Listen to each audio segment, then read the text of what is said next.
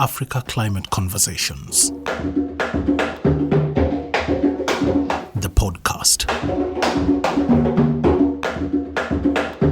Hello, welcome to this COP28 edition of the Africa Climate Conversations podcast. I'm your host, Sophie Mbogwa. So, the climate finance needs of developing countries have risen way beyond the $100 billion promised by developed countries 15 years ago. The recent UN Adaptation Gap report estimates the cost of adaptation to $215 billion per year this decade. And the loss and damage collaboration calculated midpoint says that by 2030, economic losses and damage will have risen to $671 billion. And then we're talking about UNDP, talking about African countries requiring about approximately $2.8 trillion from 2020 to 2030 to implement their NDCs. And by the way, there's so many other calculated cost of climate finance. This is just one of them. Now, we all know that access to finance is a catalyst, not just for development, but also adapting to climate change, averting loss and damages, mitigating further climate impacts, and also building trust, in the multilateral process between developed and developing countries. But you see, finance under the climate negotiation process had a long process. And so I invited Ambassador Mohamed Nasr, who is the African lead negotiator on finance, to discuss further where the globe is collectively and also moving forward on the new Collective Quantified Goal on finance. Ambassador, welcome to the show, and please do tell us a little bit more about yourself. Thank you so much, Sophie, and thank you so much for this invitation. My name is Mohamed Nasr. I'm the lead negotiator for COP27. I'm Ambassador, the Minister of Foreign Affairs of Egypt, and lead negotiator for Africa on finance issues, among other things. Engaged in this process for since 2007, so quite some time, and I've been following and engaged in the different processes and deliverables that we have seen since 2007 until now.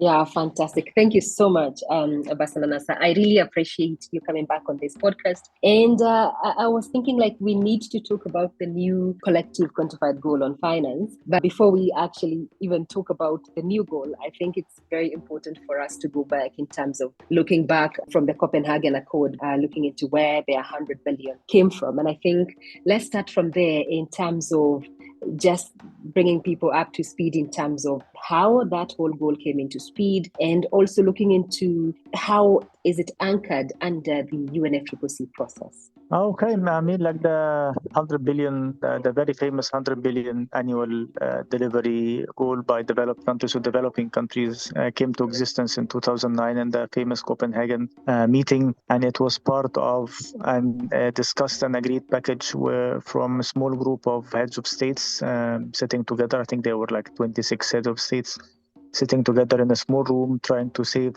the outcomes of the COP in Copenhagen. And there was the promise of the 100 billion for developing countries to assist them in shifting into climate resilient and low emission development pathways. That was in 2009, and then it was confirmed in later decisions. It came together with another, a short-term goal that was from 2010 to 2012. That was 30 billion, 10 billion per year, again, to support developing countries. The goal of the two goals was to give this assurance to developing countries that they will be supported in any transition to a different development model. And based on them, and then in addition to them, the creation of the Green Climate Fund, that was the ingredients that were put forward for the Paris Agreement to be agreed and then to be operationalized since 2020. So 2020 should have marked the delivery of the 100 billion per year by developed countries to developing countries. And then this will assist the envisaged transition that was envisaged in 2009. Of course, the value of 100 billion in 2009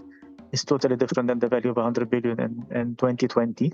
Yet, this figure has not been delivered until now. Of course, reports based on data is always covering 2 years old data, because this is when the governments provide their information, and then the assessment and the compilation of the information happens. So last year and the year before, it was clear that there was no delivery up to 2021 and 2022 of this 100 billion. This year, there are some indications from the OECD saying that based on the projections from 2019, 2020, 2021, then most probably the information that will be provided will show that we have, or the 100 billion will be delivered this year. Of course, this is pending having confirmed information and data that only would happen like a year or two later. So by 2025, we can confirm that the OECD report is based on assumptions on the continuation of the same trajectory and the increase and the provisions of finance by developed countries, on the delivery by the private sector and the MDBs.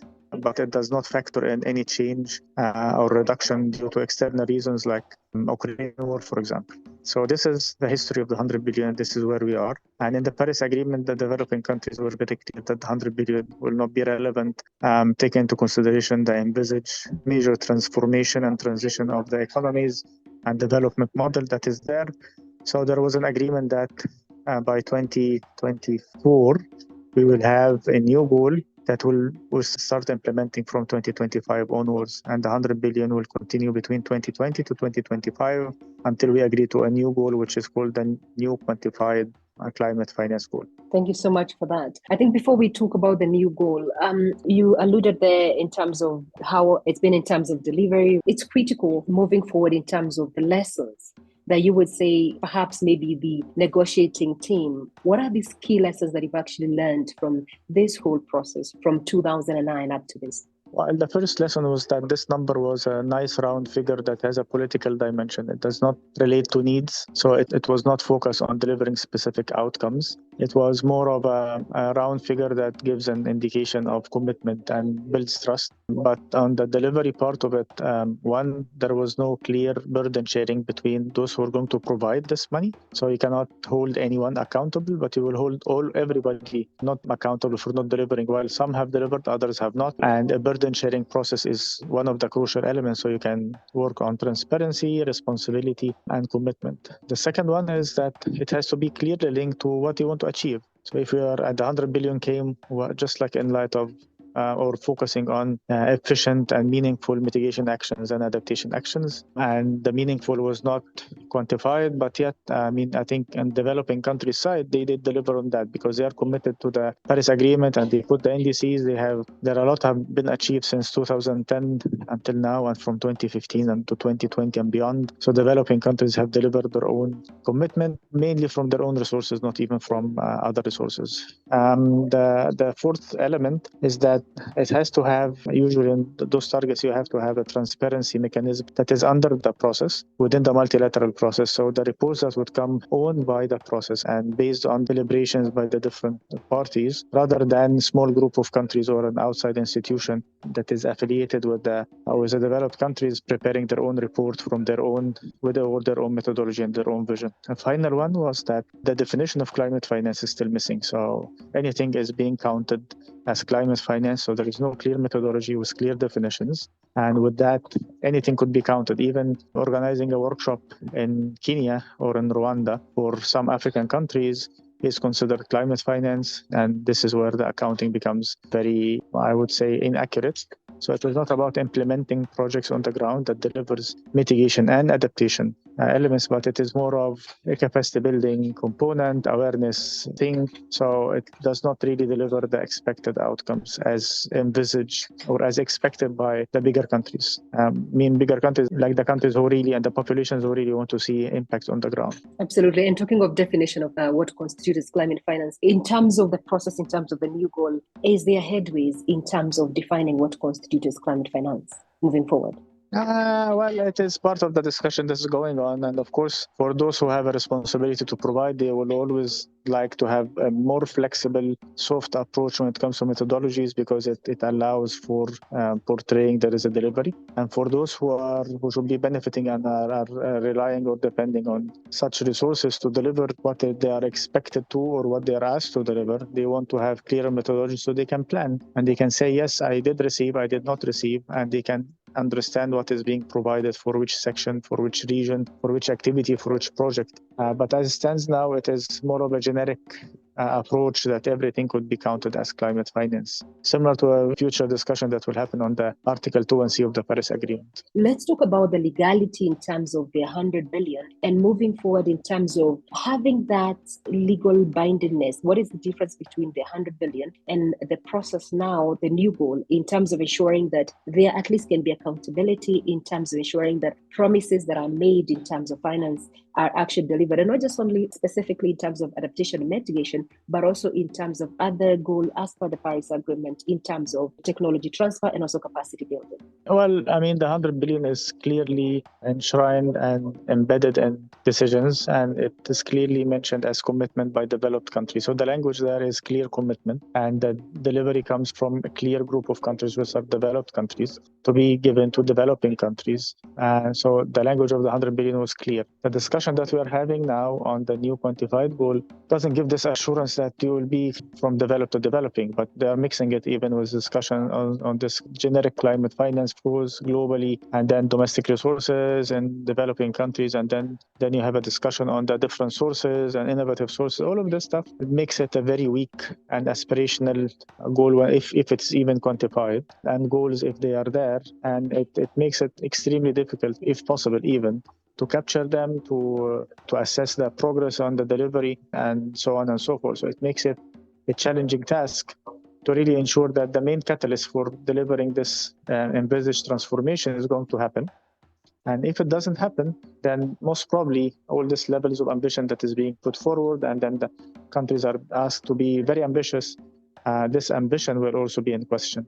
But now it is more of no one wants to take a responsibility to deliver in finance, and it's like more of a blame game or trying to frame game. You take the lead, I take the lead. Those countries who have money take the lead, and that communities and many developing countries are being not even considered as impacted, or those who have put their ambition forward. And if they are not supported to deliver, then that will be like a very questionable thing. This is where we are. Very interesting, because you're talking about no one wants to take responsibility, but at a time where the cost of adaptation has gone very high. We just loss had and damage and everything, right. all the cost of everything. Even the cost of mitigation, the cost of finance in general is becoming very high. Even if you want to be 100% renewable tomorrow, if you try to get money from the current available sources, you'll be paying at least 4 or 5 times the interest rates that the developed countries are paying for the same project, which doesn't make any sense. It's not fair, it's not equitable, it is not correct, but it is the reality now. And then the global finance architecture in general, and the climate finance in particular. I was thinking of African countries have been calling in terms of that reform, in terms of the financial architecture. And we are talking about perceived risk. In Africa, we're talking about rising debts in Africa. We are talking about the cost of finance that have actually gone so high in every way. But then again, this is the 28th UN Climate Summit, this multilateral process. From your perspective as an African negotiator who've been actually in this process and negotiating in this process, the fact that no one wants to take responsibility, does it build trust in terms of the multilateral process? Oh, well, you need to look at the process not as 28 COPs or in 30 years. Mm-hmm. This process has evolved from being like a technical, environmental approach. So this is where things were easy. Developed countries are supporting developing countries. This ended in 2010, 2011. But from 2010, 2011, the whole global economy has changed. Political economy has changed. You have emerging countries, then you have a lot of financial crisis, and then you have limited resources, and then you have trade competitiveness. Things have changed. So you cannot look at climate change as an environmental issue. It's a pure development, trade, competition, and competitiveness issue. This is where it became clearer and clearer from 2010 moving forward, and this was reflected in the Paris Agreement, which sets new rules with no responsibility on finance, or very weak responsibility on finance, and then moving from the Paris Agreement into different processes where everybody is being asked to put money, and then levies happening everywhere, taxation of everything, and now all these ideas of new taxations, which will impact developing countries more than it impacts developed countries, because they already have these taxes since 2007. So reality is, money is there, yes. Is it going in the right direction? No. And why is not going there? It's not because developing countries are not able to attract it, but it is rather because the system that is there is focusing mainly on creating profit for the private sector and for all this sovereign funds and the other sources. So if you are a fund manager, your accountability to your shareholders or your fund owners is that you make profit, the maximum profit possible. Doing the maximum profit, it is not about helping developing countries, it's about doing the profit with the least risk. And yes, Africa has the resources like many other developing countries, but it also has a lot of risks from the perspective of the current financial regime. Will that be fixed by changing the regime? That change the whole change? No. Creating a new regime? No. Creating more taxes? No. From my point of view, it will be fixed by having a different approach. And this is what we try to reflect in Sharm el-Sheikh outcome, which is one, increase the scale so it is not moving and replacing and repackaging the development and poverty eradication finance and call it climate finance. Two, it has to be easy access. So everybody can access those financial resources and you don't have all this long list of conditionalities that is pushed on developing countries. And three, the instruments that will be provided has to be IDA-like, which is extreme concessionality and a lot of grants. If you don't have that and you just think of creating taxes and so on, then there are impacts, very clear impacts on countries and developing countries, on the consumers, because taxes are extra costs that will be passed on to consumer. Be it a tax on emission, tax on carbon, a tax on anything, tax on financial transactions, at the end of the day, the consumer pays it. And usually what we have seen that those countries who have similar taxes are exempted from applying these taxes, and usually those are developed countries. So you end up only with developing countries applying those taxes. It's a very challenging thing if you take into consideration the different development challenges and that burden that we are having. So the focus should be use the available resources to reduce the cost.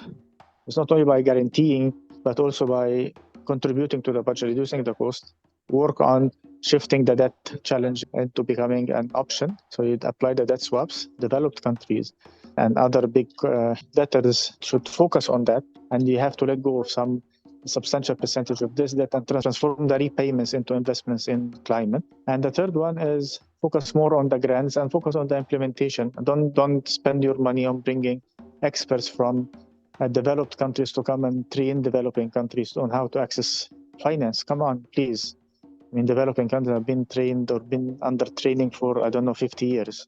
So it is focus more on what we want to achieve on the ground for the different communities. And this is the main focus, not capacity building and not any of the other stuff. Very interesting sentiments there, because I'm actually thinking, listening to you speak, and I'm wondering what this will require, because then again, you find already when you're talking about the global taxation regime, we have Kenya and collaborating with France. And I think actually we are likely to have Kenya and France actually have an announcement in COP28 on the global taxation regime. And it's actually whole idea being floated in terms of looking at levies from fossil fuel, trade, and aviation, maritime. Let's talk a little bit about that and how is it? You mentioned that is not part of the solution. It's actually and it's actually being talked about in terms of generating money for things like loss and damage that African countries and developing countries need.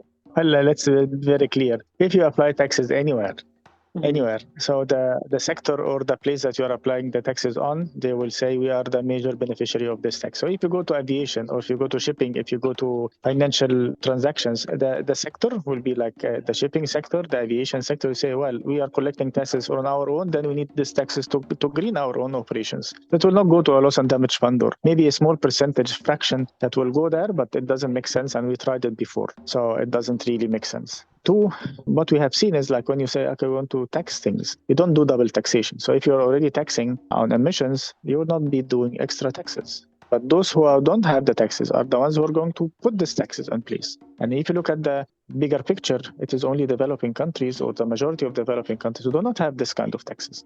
So now we are going in a direction where we are putting taxes on our own people, which will be passed to the consumers at the end, just to make sure that others who have put the tax are happy with it. I mean, it's part of the competitiveness. And it's part of too many things. If we go in the direction of having taxes on shipping or aviation, it will impact your exports going to Europe, but it will not impact the European producer, right? And it will impact your imports, especially on the food and grains and other stuff. But it will not impact the European and the other producers.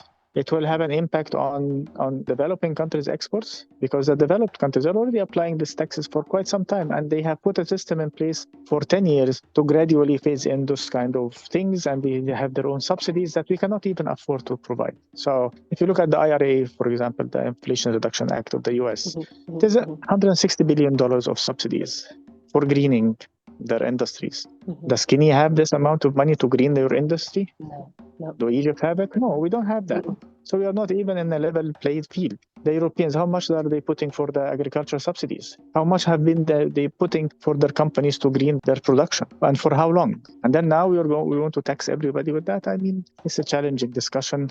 We know that it is being portrayed by some that the carbon taxation will fix things. We have seen it does not. And it does not take into consideration the issues of equity, the just transition, that the transition in developing countries who are not contributing much to emissions will take longer time, and that's it. And we end up with impacts on our own products. Others are subsidizing, and they can play the rules, and they are already applying this for quite some time. So who will be the impacted communities and impacted people? Most probably it will be developing countries. I was just thinking about the aviation, and the spirit of AFCFTA, and in terms of already right now how, expansivity is to move in terms of flight from one country to another within Africa. Some countries are not even accessible in terms of you have to probably sometimes even fly into Europe and back into an African country, and thinking of applying. And by the way, it will also impact our companies, because if you are, like a Kenya Airlines or Egypt Air or others, those are smaller companies compared to the big tycoons in the industry. Okay, the big tycoons in the industry can still absorb this kind of tax because they have bigger networks and they have better ways to deal with things. So their tickets will be more competitive than the others who will not be able to contain it, but will have to pass it down to the consumers. So you will end up with impacting your competitiveness. A process there that we can make always exempt countries who have a threshold of below XYZ. So if your airline is like below XYZ, then you don't apply this carbon tax on it. If your emissions as a country or as per capita is below a specific number, then you don't apply that. This is it. That will be the fairer way. This is where you apply the equity and CBDR and fairness. So it is not one size fits all, and it should not be applied to developing countries. And it should take into consideration that we are in development needs and then transition process. So this is what we want. Without that, then things will be very, very challenging. Interesting. But then again, seems like the system, basically in terms of, look at the whole financing architecture in terms of when rules are made, not from actually developing countries' perspective, but I think from developed country perspective, when it comes, for example, in terms of even defining what is actually bankable in terms of reporting, it's actually defined from those who are providing money when it comes to in terms of the system. So what needs to be done for us to achieve, this whole equitable and ensuring that we can move to a direction whereby one part of, developing nations are really not overburdened in terms of not just mention what is happening in terms of climate, because then again, these are issues that we cannot even control in terms of impact to economies, communities, our own historical, in terms of cultural life and all that kind of stuff. What needs to be done? Well, what needs to be done is we need to go back to the principles thing. And we have already enough safeguards and existing agreements, be it the Paris Agreement or the Convention, that is very clearly talking about just transition pathways, which are factoring in social and economic dimensions of anything that you do. It also talks very clearly about the equity. It talks about sustainable development as a priority. And those are the ones that needs to be factored in. So it's not one size fits all. We are facing the same challenge, yes, but some of us are in a 20-foot yacht and others are sitting on a raft. And then you say, we're facing the same challenge, we have to all to do the same thing, is misleading. Even the capacity from our communities to absorb any extra costs are very limited. The capacity of our countries the resilience capacities is very limited. If you take the US, for example, the US is facing a lot of climate impacts. They are one of the most vulnerable countries. But they have the resilience capacity to deal with whatever hits them. If you look at developing countries with the same impact, what happens with them? They get devastated. So if you say that we are all the same boat, and those countries who are devastated have to also pay carbon taxes and all these levies, it doesn't make sense. It's not equity, it's not fairness, it is not CBDR, it's nothing. It's not the Paris Agreement, it's not the Convention. It is one-size-fits-all approach that doesn't take into consideration historical responsibilities and many other responsibilities that are there. It does not allow for the flexibilities for developing countries for achieving their development. And then you end up with more unemployment, more inflation, higher cost, higher debt. And this is what you end up with then another level of chaos. But is there political will? I mean, if heads of states who are engaged and speak highly, they need to put forward the issue of principles as the core thing. It's not only science, it is principles. And it is sustainable development, it's poverty eradication. And this is very clear. The Paris Agreement is about sustainable development as an overarching for developing countries, and poverty eradication and equity and just transition. Those are the elements. And the ingredients are there, but people tend to forget about them. And developed countries, many of them, they tend to try to ignore them because, again, it is now competitiveness. It's about trade. It's about nobody wants to pay money. There is a clear responsibility of what we are facing now, but nobody wants to acknowledge it. Very, very, very interesting. You, as a negotiator, you understand the principles, you understand what is supposed to be. But then again, there is politicians, who will come to the COP, make deals that goes completely opposite of what needs to be actually. What needs to be achieved is like the politicians need to listen to the negotiators, because it is not that's why I'm saying it is a political discussion now. But the negotiators are the ones who knows where things are and where the real things are. But if you are a politician, you just go there, you hear from your counterpart, another head of state or another minister, a very compelling and convincing arguments. Yes, we are all facing impacts of climate change. Yes, we have to take the maximum actions. Yes, we need to work on stuff. But there is a baggage behind that. There is historical responsibility. There is commitments and promises that were never delivered. There is a clarity on the principles that we agreed that will govern our differentiated deal with the approach. And there is a clear demand for sustainable development and poverty eradication. So if you don't know that these are things that parties,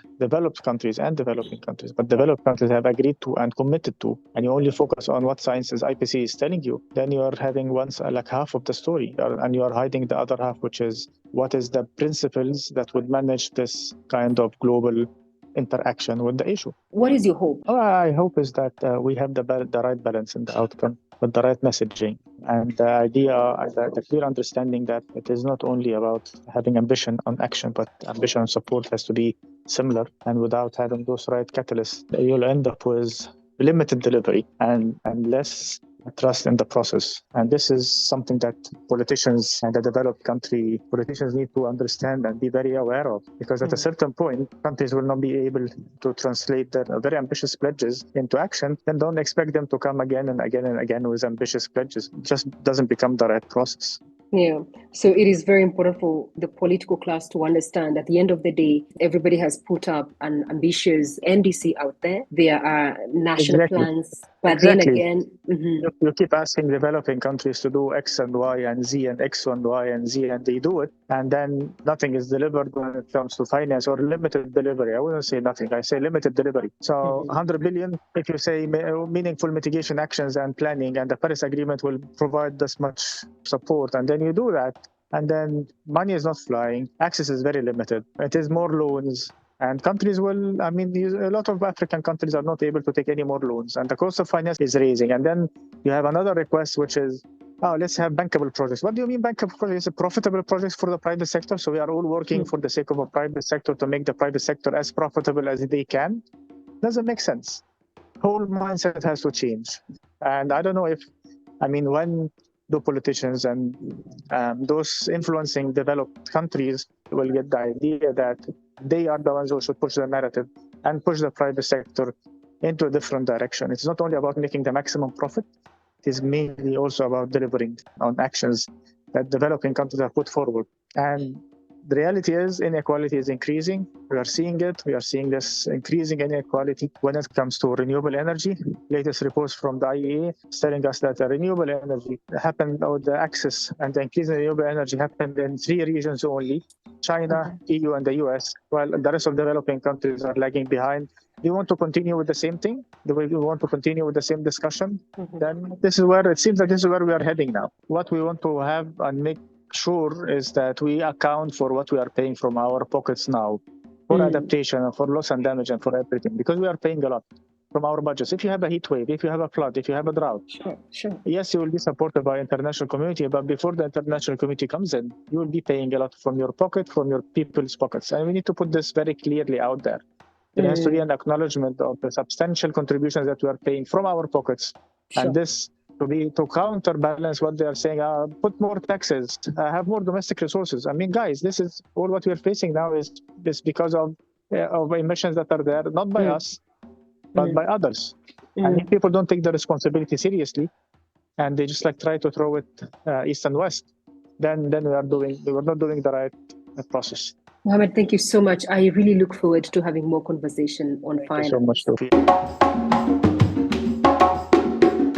That was Ambassador Mohamed Nasr, who is the COP28 lead negotiator, the ambassador of the Ministry of Foreign Affairs of Egypt, and the lead negotiator for Africa on finance, talking about climate finance negotiation. Now, keep it here. We will have another update on the negotiation taking place in Dubai later this week. Also, please follow us, Africa Climate Conversations, on socials for updates.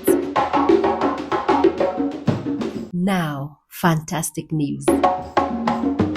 I'm so excited about this, The Africa Climate Conversations, the podcast, is officially on YouTube. Yes. So I'm so excited because I actually started podcasting in 2020 in June. And so there are so many podcasts, about 130 of them that are there. And so you get the opportunity to listen to all these other previous episodes that we've done. Also, you get an opportunity if you, for example, you want to follow on a specific topic. Say, for example, you want to follow on what has been happening around COP. What are the key issues that have been for Africa? The progress that have been for Africa. You can just go to the COP28 playlist. For example, if you want to just look into climate change and mental health, there's a whole playlist on there. There's a lot of stuff. I would encourage you to check us out, Africa Climate Conversations. And please do not forget to subscribe. Do not forget to share. And do not forget to enable that notification button. In the meantime, I hope to see you again this week. And stay safe. Kwaheri for now. My name is Sophie Mbogwe. Africa Climate Conversations. The podcast.